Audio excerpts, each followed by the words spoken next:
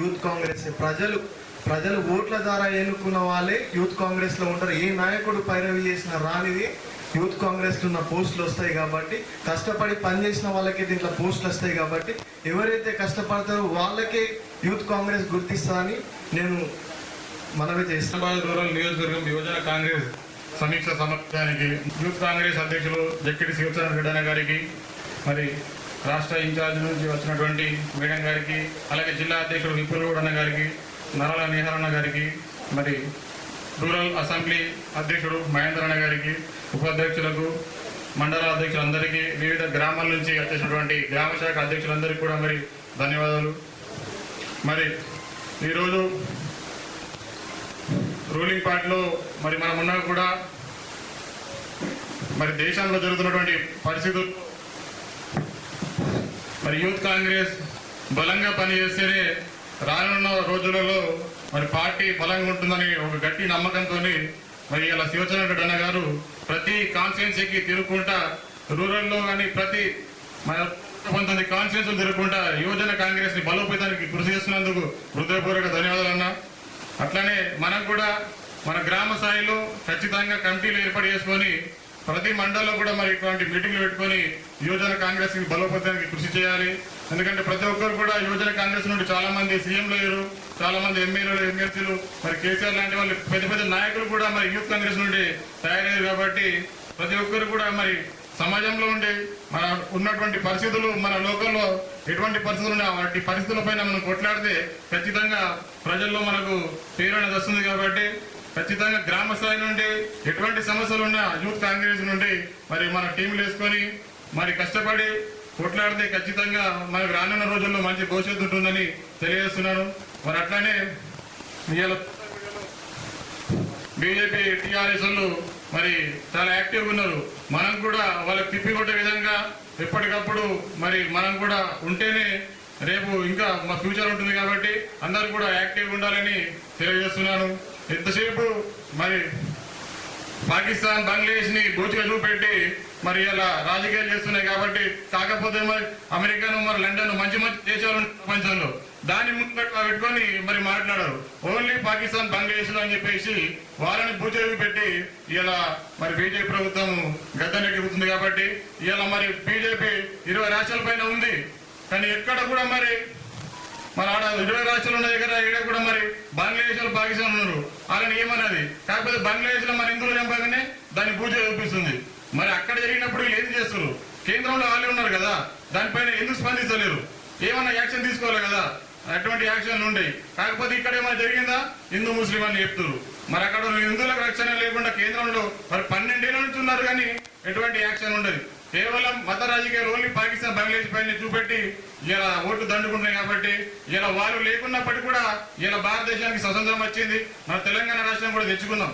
మరి ఇంకా రానున్న రోజుల్లో కూడా మరి మనం అందరం కూడా గట్టిగా ప్రయత్నించి వాళ్ళకి తిప్పి కొట్టే విధంగా మనం చేస్తేనే రేపటి రోజు మన రేవంత్ రెడ్డి గారు కానీ ఇంకా రానున్న పిఎం కూడా మరి మన ప్రభుత్వం నుండి అయ్యే అవకాశాలు ఉంటాయి. కాబట్టి యూత్ కాంగ్రెస్ పాత్ర చాలా ముఖ్యమైనది. కాబట్టి మన డిస్ట్రిక్ట్ ప్రెసిడెంట్ విపుల్ గౌడ్ గారికి,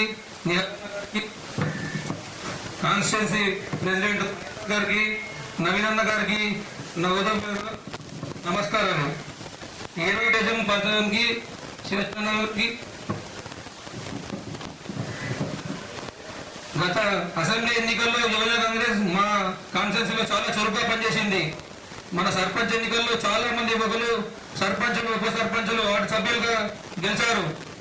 మన అధ్యక్షులు విపుల్ గౌడ్ గారు, నవీన్ అన్న గారు, మహేందర్ గారు ఆధ్వర్యంలో మన రూరల్ యువజన కాంగ్రెస్ చాలా చురుగ్గా పనిచేస్తుంది. రాబోయే మన స్థానిక సంస్థల్లో, మన మున్సిపల్ ఎన్నికల్లో యువతకు అవకాశం ఇచ్చి ఇంకా మీరు ముందుకు నడపాలని కోరుకుంటూ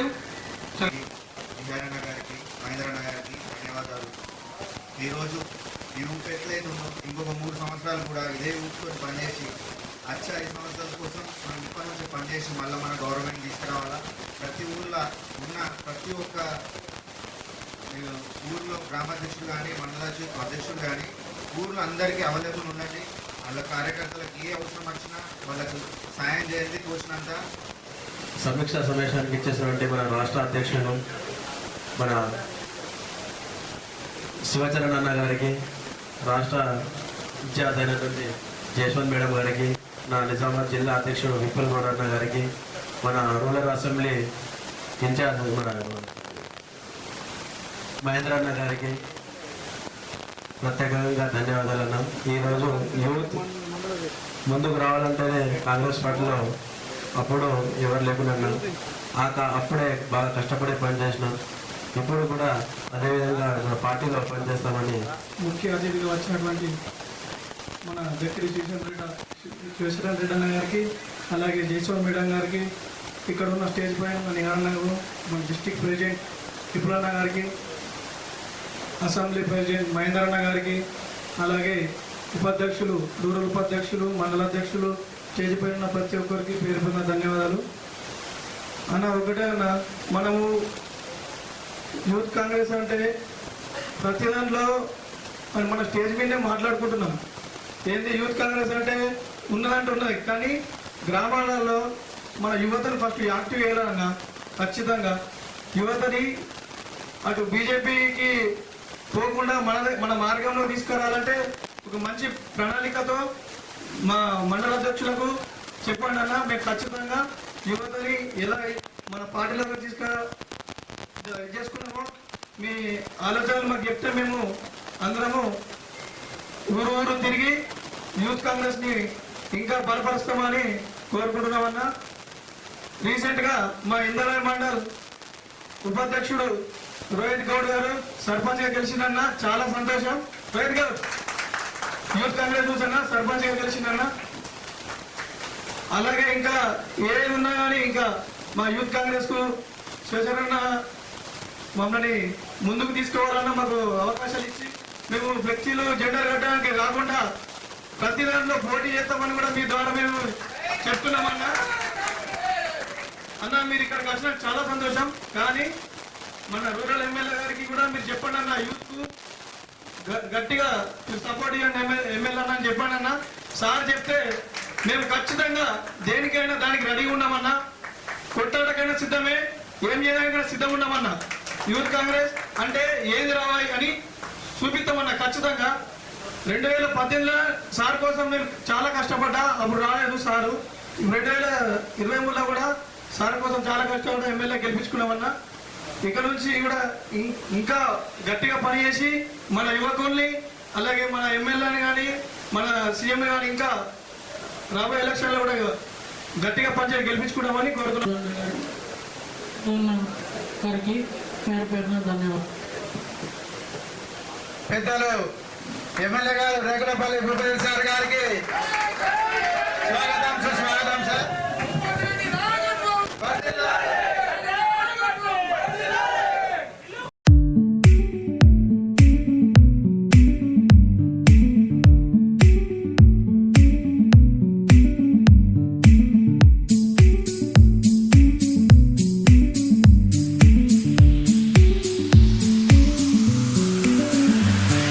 రాష్ట్ర వ్యాప్తంగా కాన్స్టిట్యున్సీ పరంగా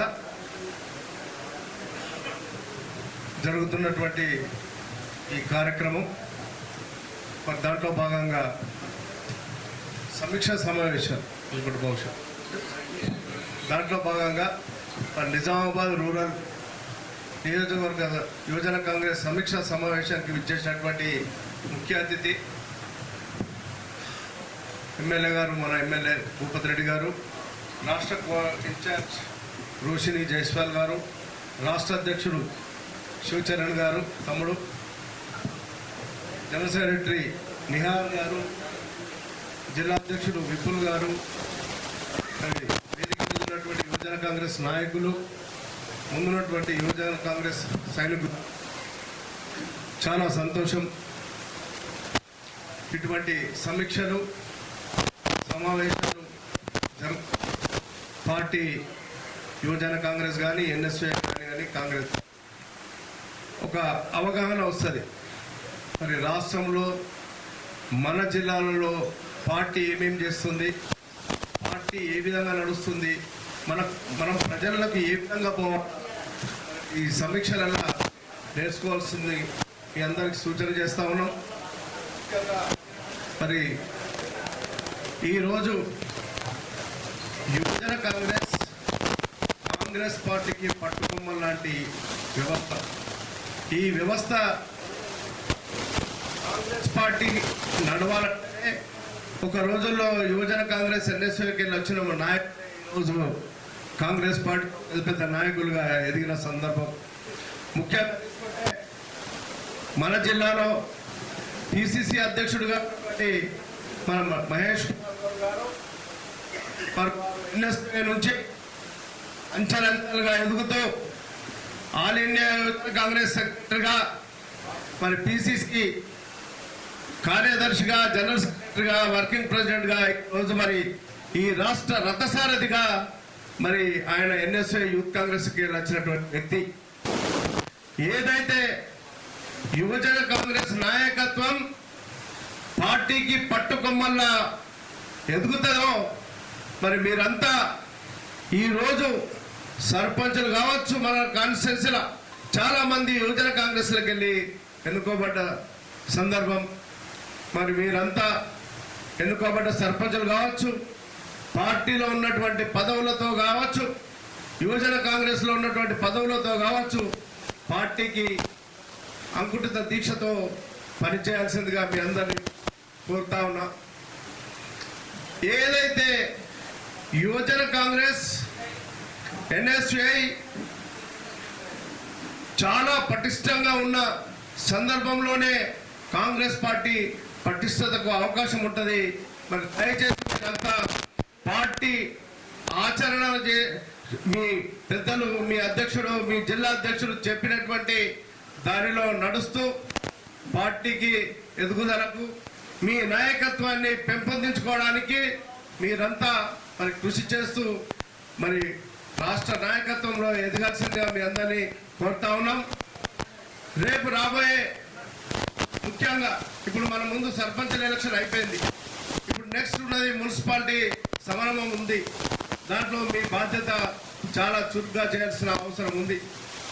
యువజన కాంగ్రెస్ ఒక్కొక్క వార్డులో మన కాన్స్టిట్యున్సీకి వెళ్ళి మరి మన కాన్స్టిట్యున్సీ అధ్యక్షులు కావచ్చు, జిల్లా అధ్యక్షులు కావచ్చు, మీ అందరికీ మరి ఒక్కొక్క కాన్స్టిట్యూన్సీ దగ్గర 60 వార్డులు మన నిజామాబాద్లో ఉన్నాయి. మనకు దగ్గర ఉన్నటువంటి కాన్స్టిట్యున్సీ మన రూరల్లో కూడా ఒక 6 కాన్స్టిట్యున్సీలు మన నిజామాబాద్ పట్టణంలో కార్పొరేటర్గా ఉన్నాయి. వీటన్నింటినీ మనం గెలిపించుకోవడానికి మీ వంతు కృషి కూడా అవసరం. దయచేసి మీరంతా నడుం కట్టుకొని తప్పకుండా ఈ కార్యక్రమంలో, ఈ ఎన్నికల్లో మీ వంతు సేవ చేసి ప్రతి కార్పొరేటర్ గెలిచే విధంగా అందరూ మరి కాంగ్రెస్ పార్టీకి పక్షాన ఉండి మరి గెలుపు కోసం మీరంతా కృషి చేస్తారని ఆలోచిస్తూ ఇచ్చిన అవకాశానికి ధన్యవాదాలు. మరి నేషనల్ నుండి రాష్ట్ర అబ్జర్వర్గా కోఆర్డినేటర్గా మరి రోహిణి జైస్వాల్ గారు, అదేవిధంగా రాష్ట్ర అధ్యక్షుడు తమ్ముడు శివచరణ్ గారు, రాష్ట్ర జనరల్ సెక్రటరీ నిఖిల్ గారు, మరి జిల్లా అధ్యక్షుడు తమ్ముడు విపుల్ గారు, మరి జిల్లా కార్యవర్గం, అదేవిధంగా వివిధ మండలాల నుండి వచ్చినటువంటి మండల ప్రెసిడెంట్లు, అదేవిధంగా జిల్లా కార్యవర్గంలో ఉన్నటువంటి మన నిజామాబాద్ రూరల్ నాయకులందరూ కూడా, ముఖ్యంగా మండలాధ్యక్షులు ఉన్నారు, ప్రవీణ్, దినకర్, తర్వాత సుమన్, సంతోష్, రాజేష్, వెంకటేష్, వీళ్ళందరూ కూడా స్వాగతం పలుకుతూ ఇదొక మంచి అవకాశం మన అందరం కలిసి పార్టీ యొక్క మార్గదర్శకాలు ఏంటిది, మనం ప్రజల దగ్గరికి ఎట్లా తెచ్చుకోవడానికి. ఎందుకంటే యూత్ కాంగ్రెస్ అంటే కాంగ్రెస్కి ఒక పిల్లర్. మరి కాంగ్రెస్ యొక్క భవిష్యత్తు మీరే. ఇంకా చెప్పాలంటే దేశ భవిష్యత్తు కూడా మీదే. దేశాన్ని పునర్నిర్మాణం చేయాలా, భారతదేశ తెలంగాణను అభివృద్ధి చేయాలా, మరి ఒక అనుకున్న రీచ్ కావాలని అంటే కాంగ్రెస్ బలంగా ఉండాల్సిన అవసరం ఉంది. నిజంగానే అంటే నేను జిల్లా అంతా కూడా అంటే నేను ఎప్పుడు మనం జిల్లాలో అంటే మన ఆర్గనైజేషన్లో జిల్లా రాజకీయాలు ఉన్నప్పటికీ మరి ఇప్పుడు ఎమ్మెల్యే అయిన తర్వాత టోటల్గా మనం అసలు ఓన్లీ మన నియోజకవర్గానికే పరిమితం అయిపోయింది. ఎందుకంటే జిల్లాలో పెద్ద పెద్ద నాయకులు ఉన్నారు, మన రాష్ట్ర అధ్యక్షుడు ఉన్నాడు, షబిరేల్ గారు ఉన్నారు, ఒక రాష్ట్ర అబ్జర్వర్స్ ఉన్నారు, వీళ్ళందరూ చూసుకుంటారు కదా అని మనం వేరే కాన్సెప్ట్లో వెళ్ళి పెడతలేదు. కాకపోతే మనకు పరిచయం లేక కాదు, మనకు ఆర్మూలు అందరూ తెలుసు, బోధనలు అందరూ తెలుసు, నిజామాబాద్ అయితే నేను ఉన్న ఏరియా, నేను పుట్టిన జాగానే కాబట్టి. కానీ వాళ్ళు చేసుకుంటారనే ఉద్దేశంతో మరి మన నియోజకవర్గంలో మాత్రం యూత్ కాంగ్రెస్ బలంగా ఉందని నేను డెఫినెట్గా నేను భావిస్తా ఉన్నా. ఇవాళ కాంగ్రెస్ पार्टी अधिकारों వచ్చింది. निजामाबाद रूरल में 40 साल से कांग्रेस का आदमी नहीं था, बोलते there no MLA for past 40 years. So because of youth congress only we won. And now with a huge majority, our opponent was a strong BC leader. He was a seasoned politician. So he was RTC chairman in a cabinet status. So we defeated him. So under దానికి మనం గెలుపు కారణం మీరే. అయితే భవిష్యత్తు కూడా మీకే ఉంది. ఇప్పుడు మనకు మొన్న సర్పంచ్ ఎన్నికల్లో చాలా మంది సర్పంచ్లు అయింది మన వాళ్ళు. ఆ రోజే చెప్పినా మేము మీకు ముందుకు రండి. మరి ఎలక్షన్ అంటే కొంచెం ప్రజలతో సంబంధాలే కాకుండా ఆర్థికమైన పరిస్థితులు ఉంటాయి, అంశాలు కూడా ఉంటాయి. కాబట్టి మరి ఎవరెవరైతే కొంచెం ఆర్థికంగా మనకు పర్వాలేదు, మేము ఖర్చు పెట్టుకోగలుగుతాం, తల్లిదండ్రులకు ఇబ్బంది కాకుండా అనుకుంటే వాళ్ళందరికీ ముందుకు రండి. ఎందుకంటే ఎన్నికల ప్రజలు ఎంత పని చేసినా మన ఖర్చులు అనేది కొద్దిగా ఉంటాయి. కాబట్టి వాళ్ళు వస్తే తప్పకుండా మేము పెద్ద అవకాశం ఇస్తాం మీకు అందరికి. ఇప్పుడు రాబోయే ఎంపీటీసీలో కూడా కాదు, జెడ్పీటీసీలో కూడా. అయితే మీరు నిరంతరం ప్రజలలో ఉండాలా. ఇవాళ బీజేపీ వాళ్ళు ఏం చేస్తున్నారు, కొత్తగా మన హిందూయిజం గురించి నేర్చుకోవాలంట. మన తాత హిందూ, మన నాన్న హిందూ, మన పుట్టిన హిందూ. ఎట్లుందంటే ఇది చేప పిల్లలకి ఇంత నేర్పినట్టున్నారు. వాళ్ళంట మోడీ వచ్చి చెప్పి అంటే కొత్త దేశం కొరకు ధర్మం కొరకు అంటే దేశం గురించి కాంగ్రెస్ పార్టీకి చెప్పాలా మీరు. కాంగ్రెస్ పార్టీ కదా దేశం కొరకు స్వాతంత్రం పోరాటం చేసింది. కాంగ్రెస్ పార్టీ మహాత్మా గాంధీ కాదా జైలు పోయింది, నెహ్రూ గారు కాదా జైలు పోయింది, ఇందిరాగాంధీ కాదా దేశం కొరకు ప్రాణం ఇచ్చింది. ఇడవడం ఇచ్చి జైలు పోయిన ప్రాణం ఇచ్చిందా. వీళ్ళు మనకు దేశభక్తి గురించి చెప్పాలా. ఇలా రాముని గురించి మనకు చెప్పాలా వీళ్ళు. అంటే ఇట్లా తయారైనట్టు అంతా గుజరాత్ బ్యాచ్ ఒకటి తయారైంది. సంవాదినుడు అబద్ధం మాట్లాడు, వాళ్ళ పని ఒకటే. ఇలా దేశాన్ని మొత్తం లూటీ చేస్తున్నారు. కంట్రీస్ ఫర్ సేఫ్ ఇలా ఎయిర్పోర్ట్లు అమ్ముకుంటున్నారు, షిప్ యార్డ్లు అమ్ముకుంటున్నారు, హైవేస్ అమ్ముకుంటున్నారు, ట్రైన్లు, రైల్వే ట్రాక్స్, రైల్వే స్టేషన్లు అమ్ముకుంటున్నారు. మొత్తం దేశం ఇండస్ట్రీస్ అంతా అమ్ముడుపోతున్నాయి. ఇద్దరు గుజరాత్ అమ్ముతున్నారు, ఇద్దరు గుజరాత్ కొంటున్నారు. దాని కొరకు కావాలి మనం దేశభక్తి అంటే. కాబట్టి యూత్ కాంగ్రెస్ మీద చాలా పెద్ద బాధ్యత ఉంది ఇవాళ మన భారతదేశాన్ని కాపాడుకోవడానికి. కాబట్టి మీకు అందరు కూడా నేను ఏమంటారంటే వాళ్ళ అంశాలను తిప్పికొట్టాలా. ఇప్పుడు చిన్నవి ఉంటాయి. ఎగ్జాంపుల్ చెప్తాను, మన ఎంపీ వచ్చిండు నిజామాబాద్ గత ఒక ప్రెస్ మీట్ పెట్టిండు. ఏమని పెట్టిండు అంటే షబీర్ అలీ కొడుకు అంటే మేయర్ అవుతుండంట. దానికి ఏమైనా కలవట్లేదా? షబీర్ అలీ కొడుకు అసలు నిజామాబాద్లో ఓటు ఉందా? మరి మనం ఎందుకు మాట్లాడతలేం అంటే ఎందుకు హిందూ ముస్లిం మధ్యన కొట్లాడబెట్టాలి, ఎందుకు పీకలాడ పెట్టాలా, కొట్లాడబెట్టాలా, దాంట్లో తమాషా చూడాలా, లాభం పొందాలి. ఆయనకు ఓటే లేదు, ఎట్లనే పడతాడు, ఎట్లా మేయర్ అవుతాడు చెప్తున్నాడు. అంటే మాట్లాడడానికి అక్క లేకుండా మనం మాట్లాడాలి కదా. మరి మన మనల్ని కండెమ్ చేయాలి కదా. అంటే ఇట్లా ఇవాళ రకరకాల అపోహలు. ఇవాళ మన నిజామాబాద్ ఎన్నికలు వచ్చిన ఎగ్జాంపుల్, మన నిజామాబాద్కి ఏం కావాలా? ఒక మాస్టర్ ప్లాన్ కావాలి. సిటీని అభివృద్ధి చేయడానికి ఒక ప్రణాళిక కావాలా. మన నిజామాబాద్కి ఒక రింగ్ రోడ్డు కావాలా. మన నిజామాబాద్కి ఒక పెద్ద బస్ స్టాండ్ కావాలి. ఇంకా సెకండ్ నిజామాబాద్ సిటీ బస్సులు, ఇంకా రోడ్లు, ఫ్లైఓవర్స్ ఇవి కావాలి. కాలేజీలు, స్కూళ్ళు కావాలి. కానీ ఓడి మేర అయితే ఏందా నీకు? అంటే ప్రజలతో ఎన్నుకోరా? ప్రజలు ఎన్నుకునే గాలి తీసుకొచ్చి పెడతారా? అంటే ఇవన్నీ పనికాల ముచ్చట్లు మాట్లాడుతూ ఉంటాయి. వీళ్ళని తిప్పి కొట్టాల్సిన అవసరం ఉంది మనం. అంటే ఒక ఎగ్జాంపుల్ చెప్తున్నాను చిన్నగా. టీఆర్ఎస్ వాళ్ళు వాళ్ళ పరిస్థితి ఏ విధంగా ఉందంటే 10 ఏళ్ళు ఏం చేయలేదు, మొత్తం తెలంగాణ అప్పు చేసి పరిస్థితి. దోసుకున్న కుటుంబం దీని ఏమంటే డే లైట్ రాబరీ. పగటి దొంగలు అంటే ఊళ్ళలో చిన్న దొంగలు ఏం చేస్తారంటే రెక్కింగ్ చేస్తారు. చేసి ఓడి ఇట్లా తాళం ఉన్నది, అడుగున్నది అని చూసి రాత్రి పూట దొంగలు. కానీ టీఆర్ఎస్ వాళ్ళు అట్లా కాదు, మొత్తం డే లైట్ రా మధ్యాహ్నం పూటనే పగటి దొంగలు అంటుంది. అట్లా దోసుకుంటారు తెలంగాణ. ఇవాళ వాళ్ళు మాట్లాడుతున్నారు మన కాంగ్రెస్ ఇచ్చింది తెలంగాణ మొత్తం దోపిడీ చేసి ఉన్న కాళేశ్వరం ముంచి మొత్తం లక్షల కోట్ల అప్పు చేసి 8,9 లక్షల కోట్ల అప్పు చేసి తెలంగాణ అప్పుల పాలు వేసేసి ఇలా వాళ్ళు మాట్లాడుతుంది. వాళ్ళని కూడా తిప్పికొట్టాల్సిన అవసరం. ఇలా వాళ్ళ కుటుంబం అంతా విచ్ఛిన్నమైంది. కవిత బయటకు వచ్చింది, ఇంకో పార్టీ పెడతారంట, ఆమెనే మాట్లాడుతుంది. ఇంట్లో మాట్లాడింది వాస్తవమా అబద్ధమా? ఇప్పుడు మనం మాట్లాడితే కాంగ్రెస్ వాళ్ళు మాట్లాడిపోయి పడక మాట్లాడినట్టు, మరి టీఆర్ఎస్ వాళ్ళు మాట్లాడితే మరి ఆమె చెప్పింది కూడా మన ప్రజలు తీసుకుపోవాలి. అది చెప్తుంది అందరు కరెక్షన్ చేసి పోతున్నారు. ఇవాళ టీఆర్ఎస్ వాళ్ళ పరిస్థితి ఎంత దుస్థితి ఉందంటే 10 మంది ఎమ్మెల్యేలు వాళ్ళు కాంగ్రెస్లో జాయిన్ అయినామని వాళ్ళు అంటుంది, వీళ్ళు ఎమ్మెల్యేలేమో జాయిన్ కావాలని వీళ్ళు అంటున్నారు. కాంగ్రెస్ వాళ్ళు అంటారు లేరా భయ్ మీ వాళ్ళే వాళ్ళని మనం అంటున్నాం. మరి వాళ్ళ ఎమ్మెల్యేలను వాళ్ళ ఓన్ చేసుకునే పరిస్థితి ఉంది. ఇలా 10 మంది ఎమ్మెల్యేలు పార్టీ మాత్రమే వాళ్ళు అంటారు, వాళ్ళ ఎమ్మెల్యేలు వాళ్ళనే మీరు డిస్క్వాలిఫై చేయండి స్పీకర్ దగ్గర కొట్లాడుతుంది. ఇలా సుప్రీంకోర్టులో కొట్లాడుతుంది. సుప్రీంకోర్టు కేసేసింది తెలుసా? ఇంత తర్వాత బీజేపీలో వేసింది. మరి టీఆర్ఎస్ ఎమ్మెల్యే గురించి బీజేపీ కూడా ఏం అవసరం అంటే ఇద్దరు ఒకటే అన్నట్టు తోడు దొంగలు. ఇలా మొన్నటిదాకా ఏమన్నారు, మనం కాళేశ్వరం మీద కొట్లాడతాం, మేము అవినీతి జరిగిందన్నారు. సాక్షాత్ ప్రధానమంత్రి సాక్షాత్ హోంమంత్రి వచ్చి కేసీఆర్ అత్యంత అవినీతిపరుడు, వాళ్ళ కుటుంబం మొత్తం దోసుకుంటుందని ప్రజలలో చెప్పారు. మరి ఎవడు అడ్డం పడ్డాడే వాళ్ళ మీద యాక్షన్ తీసుకుంటూ? ప్రధానమంత్రి నువ్వే కదా, హోంమంత్రి నువ్వే కదా, ఈడీ సిబిఐ అన్నీ నీ దగ్గరనే ఉండే, మరి ఎవడు అడ్డం పడ్డాడు? కాంగ్రెస్ పార్టీ వచ్చిన దాకా మీరు కాంగ్రెస్ వాళ్ళు ఒకటే, మరి కేసీఆర్ మీద చర్యలు తీసుకుంటలేరు అన్న.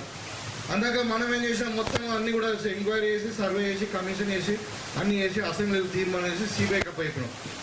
ఎందుకు అంటే అది దాంట్లో సెంట్రల్ గవర్నమెంట్కి సంబంధించిన బ్యాంకుల లోన్స్ ఉన్నాయి, తర్వాత ఇంకా వాటర్ కమిషన్ సంబంధించిన పరిమితులు ఉన్నాయి, ఇవన్నీ ఉన్నాయి. దాంట్లో సెంట్రల్ గవర్నమెంట్ ఏజెన్సీస్ చాలా మటుకు ఇన్వాల్వ్ అయ్యి ఇలా సిబిఐకి ఇచ్చి 3 నెలలు అయింది.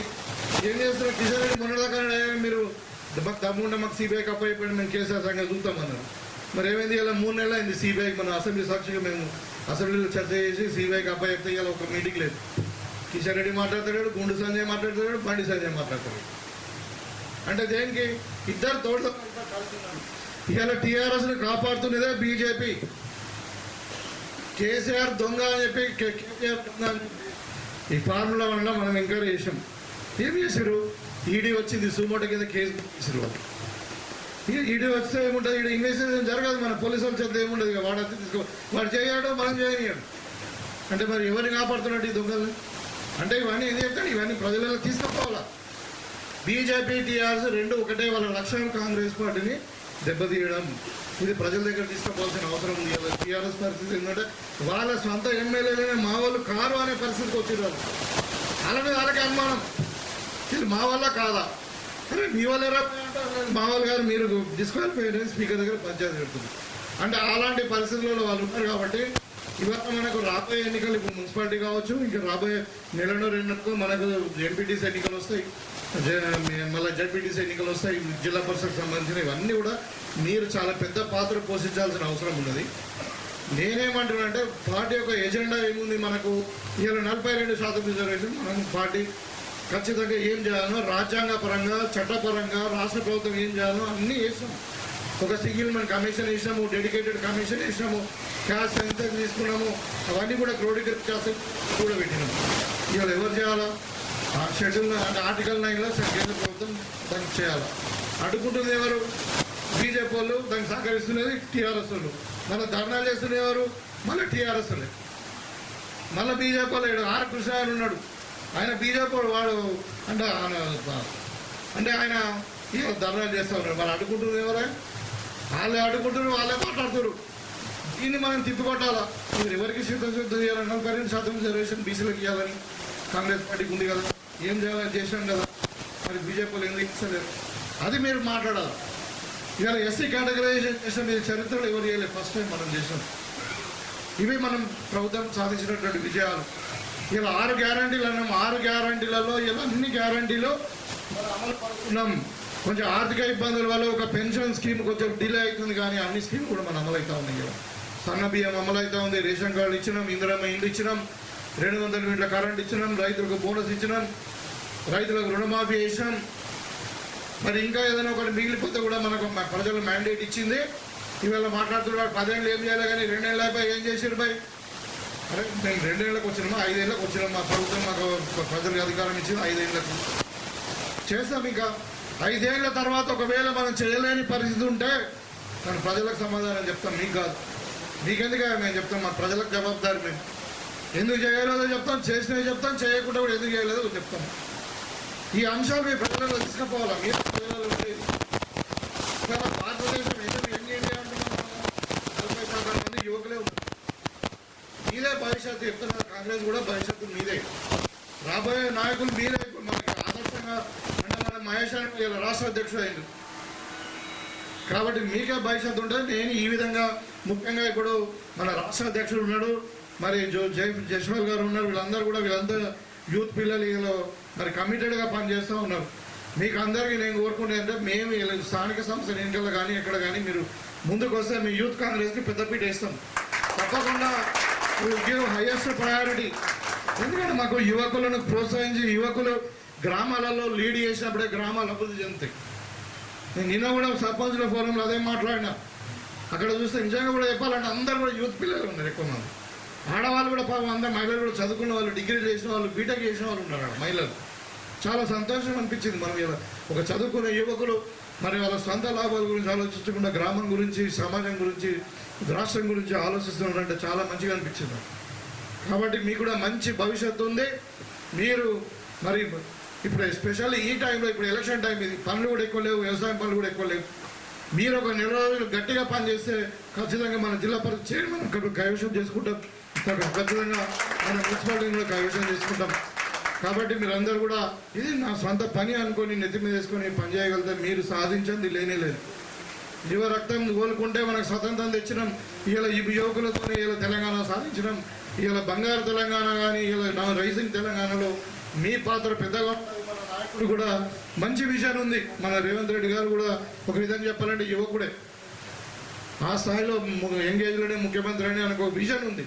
ఇవాళ మనము హైదరాబాద్ గ్లోబల్ సిటీగా మార్చాలా, మన తెలంగాణను 2047లో #1 తెలంగాణగా మొత్తం దేశంలోనే #1 రాష్ట్రంగా మార్చాలన్నది ఆయనకు ఒక అంబిషన్ ఉంది. కాబట్టి ఆయన ఆలోచన విధానాన్ని, పార్టీ విధానాల్లో మనము కలిసి పనిచేసి పార్టీని బలోపేతం చేయడానికి మనందరికీ కృషి చేయాలి.